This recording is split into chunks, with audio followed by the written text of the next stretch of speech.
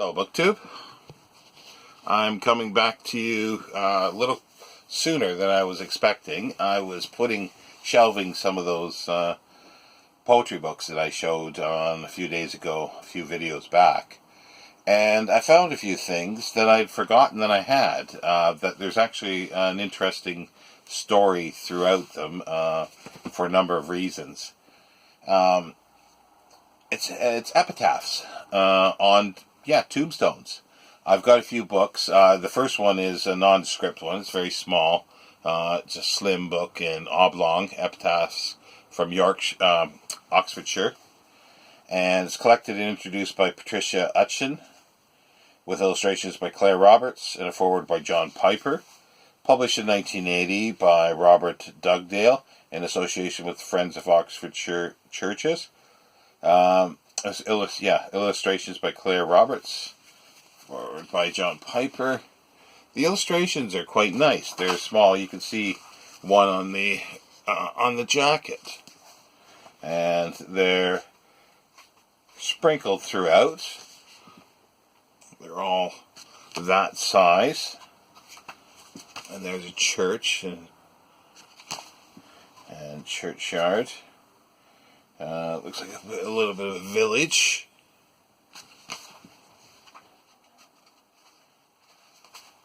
And some tombstones.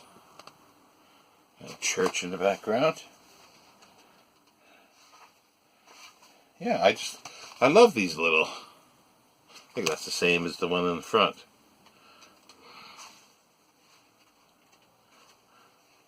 But yeah, no, I find them very charming. And if you notice there's most of these are basically poems that are on the tombstones, and hence I've kept that in my poetry section. The other 3 volumes are a little different. Well, there's a little more story to the next 3 volumes, which are a set. Not published at the same time. They were published from 1869 to 1875. 3 volumes. As you can see, they're not quite uniform, but they have gold lettering on the spine. They're all green cloth. They have a nice, let's see if I can see the design. It's a rectangular design that goes up, and there's a cross in every corner. Let's see if I can get that to the light.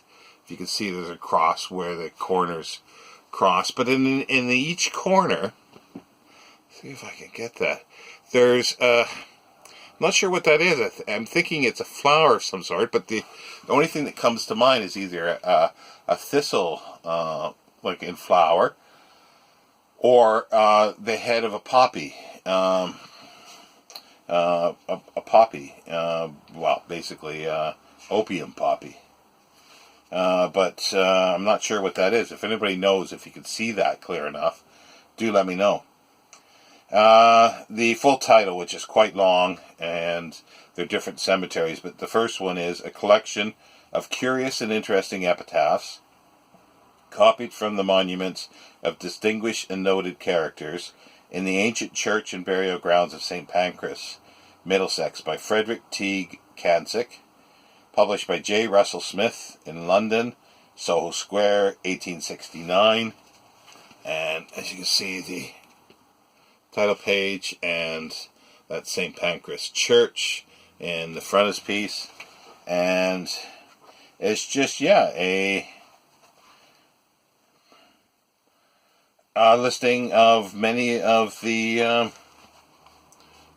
epitaphs that are in the churchyard. Volume 2 is also saying St. Pancras. However, the frontispiece is entrance to Highgate Cemetery. You can see water damage, or damp staining, not so much water, but probably damp staining of some sort on there and into the board. But yeah, it's just the same set out. The Epitaphs, Volume 3, Go a little further afield, but still within Middlesex. Hornsey, Tottenham, Edmonton, Enfield, Fernbarnet, and Hadley. The frontispiece here is drawings from the chancel in Hadley Church, and there are showing the arms, if those most likely would be inside the church. And here's from the north transept of Hadley Church, and the coat of arms on a lot of them. I'm assuming that some of these drawings are going to be symbols that are on the tombstones as well. I'm trying to find another one, but this is nice armor, but that I'm sure is inside the church. Now, getting back to Volume 1, many of you might have twigged when I said St. Pancras Church, for a couple of reasons. This is where Mary Wollstonecraft Godwin, is buried, and her husband Godwin, William Godwin, and his second wife as well. So there is the epitaph, and down here, this is a little bio of Mary Wollstonecraft, and the epitaph goes: Mary Wollstonecraft Godwin, author of A Vindication of the Rights of Woman, born 27th of April 1759, died 10th of September 1797. And then William Godwin, author of Political Justice, born March 3rd, 1736, died April 7th, 1836, aged 80 years. And then Mary Jane, second wife of William Godwin, died June 17th, 1841, aged 75 years. Now, also, those might know that Mary Wollstonecraft was the mother of Mary Shelley, née Godwin, Mary Godwin, and she spent a lot of her time at her mother's grave in St. Pancras churchyard, and that was where she also secretly met Percy Shelley. Her father, William Godwin, didn't think too much of him, and as we found out from the other video of the Carlyle letters, Thomas Carlyle didn't think much of him either. But she met him there, and they canoodled, and then ran off to Europe. Her and Percy Shelley and Mary's sister, Claire Claremont, and they met up and holed up for a month or so in Geneva at Villa Dialata with Byron, Lord Byron, and his doctor, he took a doctor along with him when he went traveling, John Polidori. And as we know from that, history sort of continued, and John Polidori wrote A Vampire Story, which is considered to be the first true vampire story in English language. And Mary Shelley wrote Frankenstein, which is the first true science fiction story. So the vampire story is sort of the first horror story as well. So there was a couple firsts there, arguably. So that is interesting, but that's not the end of things. That's the contents of these books and the ramifications of it, and the extension of the connections. But there is also who owned these books. There was a nice armorial bookplate of Joseph Robertson Raines at Burton Pidsey Hall in Burton Pidsey. Now, he lived from 1802 to 1884, and don't know much about him other than he was one of 12 children of Isaac Raines, who was a doctor.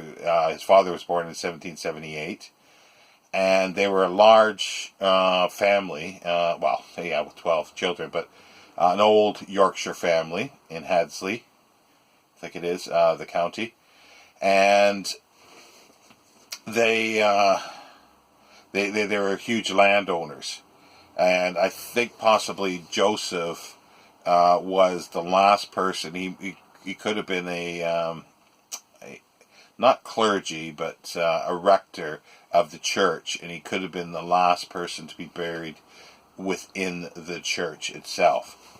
Now, that's more or less all I know about him. I haven't done a lot of research.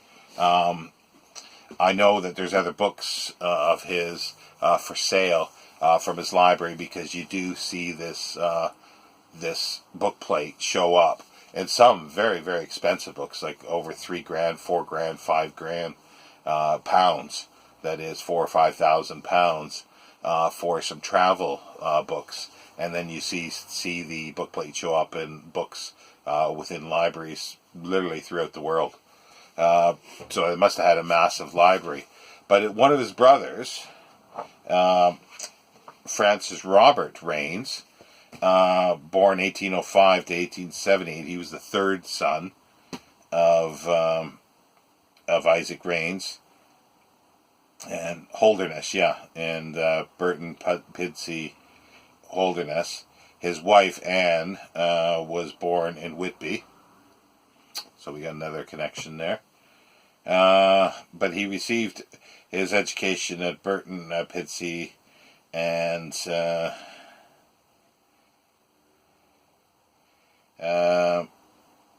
he went to grammar schools and so forth. So he probably mirrored the education of Joseph. And this is from, he was noted, the Francis Robert is noted enough to be in the Oxford Dictionary of National Biography. He was an antiquarian, and as it says, an antiquarian and the descendant of an old Yorkshire family.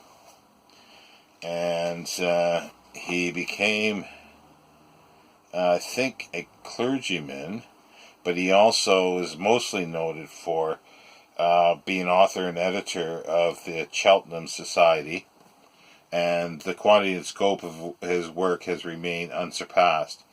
He is a careful and thorough antiquarian historian, working so quickly and efficiently that the Society relied heavily upon him to maintain a regular flow of publications. Between 1844 and 1878, he edited 18 volumes and contributed 11 sections to the various Cheltenham miscellanies. Further 8 volumes, which he had partially completed, were finished by others and published posthumously. He had a huge library by the looks of it as well, but if doesn't say whether he lived at the hall as well. But his archives are held at the Local Studies Department of the Manchester Central Library. He died after short illness in Scarborough in 1878, survived by his wife. He was buried in Minnow Churchyard. A memorial was later erected to him in the church, and he died with a wealth of £10,000. That's what's sort of quite neat about this. They say how much, most of the time, how much the person died with, how much money they left behind, their estate. But yeah, he had a huge library that was sold. It says the major collection of local history material. It's particular importance in his coverage of the Rochdale area, but is Lancashire wide in its scope. And he had a huge correspondence with other local historians throughout the country and genealogists that is being held, I think, at the Manchester Central Library. But yeah, it's quite interesting. And as I say, there's books for sale that were a part of this library. Now, it doesn't sound like he lived at the same location because of where he was, where he died and everything in Scarborough, and where he's buried. But again, these are little things that I don't know yet. I've done very, very little research on this. It's just most of this was from what I remember when I first got the book. I always do a search. If somebody's name is in it or a book plate, I will immediately do a search to see if I can find anything. I don't always continue for details of it, but that is something that I probably plan to do in the future. But yeah, take that, ebooks. You'll never get this with an ebook. That is the joy of buying something, and that most people would find nondescript. And there's a lot of history, the provenance to this, and the connections. I love the sort of weaving in and out of connections, because, as I say, the sister-in-law of the owner of this book was born in Whitby, and everybody knows Whitby is connected to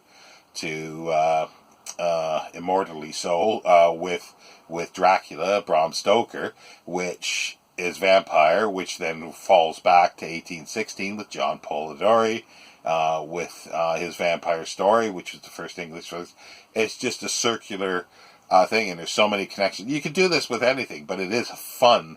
I find it a fun, I guess, a parlor game. You would say it is, to see all these little connections, and I just enjoy that. But anyway, I'll let you go, BookTube, and have a good reading Sunday.